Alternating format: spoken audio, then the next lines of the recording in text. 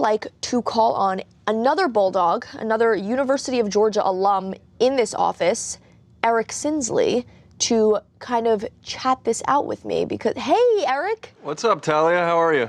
I'm good. I wish we didn't have to chat under these kind of conditions. This is a crazy story. Yeah, not a good day to say go Dogs, huh? Yeah, not a good day to say go Dogs. But I figured who better to talk to than somebody who, you know, is a esteemed alum of this school.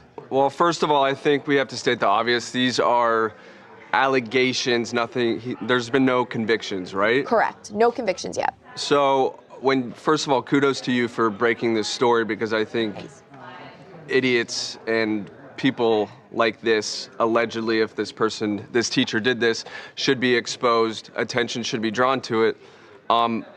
Wouldn't you say that the bulk of these college students are 18 to 20?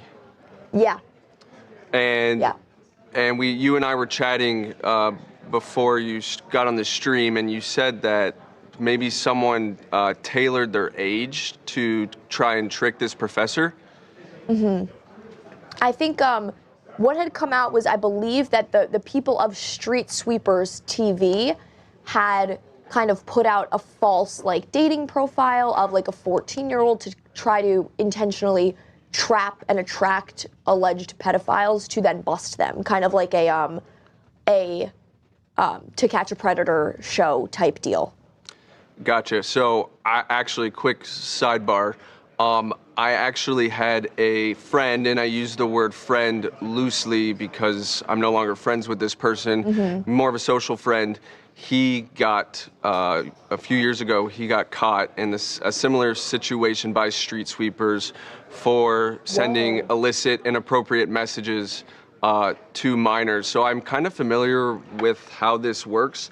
But when this story came across my desk yesterday from you, it hit home because I grew up in a gym. I was a gymnast, and you were a dancer, correct? Correct. So you're already familiar with growing up in a space where the power imbalance is totally off. Crazy. And I think that's important to note here, is that these students who are 18 to 20 years old, they're not legal adults yet, they're not 21 yet, they're coming into a scenario or a situation with these teachers, and at a place like University of Georgia, such a well-established university with over 30,000 students. Yeah.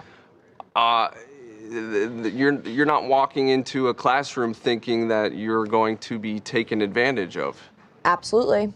So yeah, it's just a crazy story. I do think it's good that UGA took, it seems, somewhat of an immediate action. The teacher suspended, right? He's been removed from instructing. They've referred the case over to law enforcement, and now it's like an active investigation in law enforcement. So whether, I know some people are asking, you know, could they face like some entrapment problems since it was a decoy or whatever?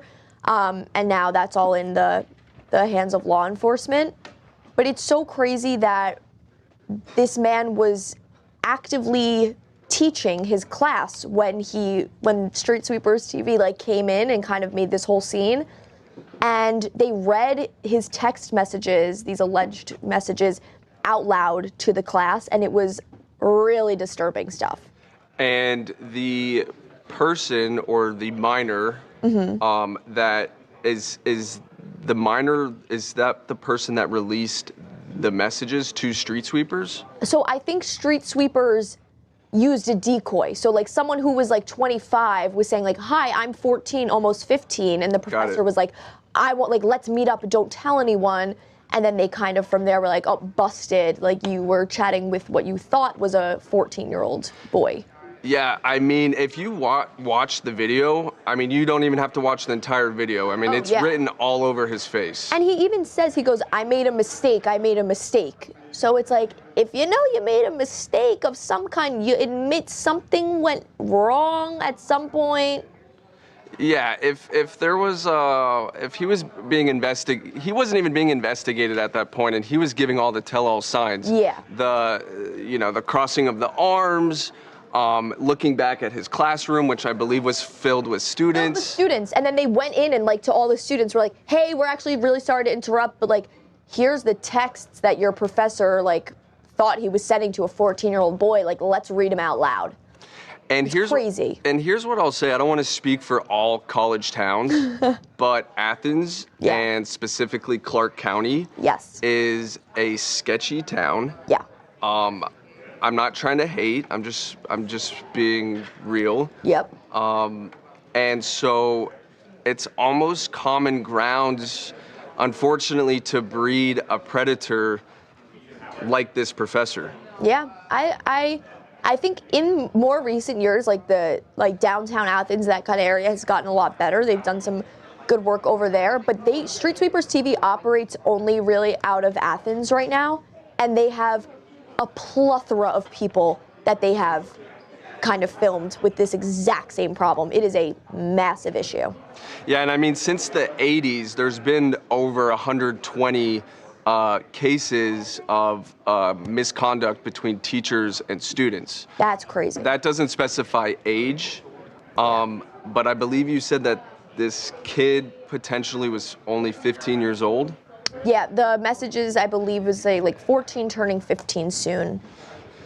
Yeah. Yeah, crazy story. I don't want it to take away from how wonderful and awesome a place like UGA is and how great Athens is. But if this is true, I am glad that the university stepped in immediately, suspended him, and hopefully the rest of his students are safe and they're no longer his students if these allegations become true.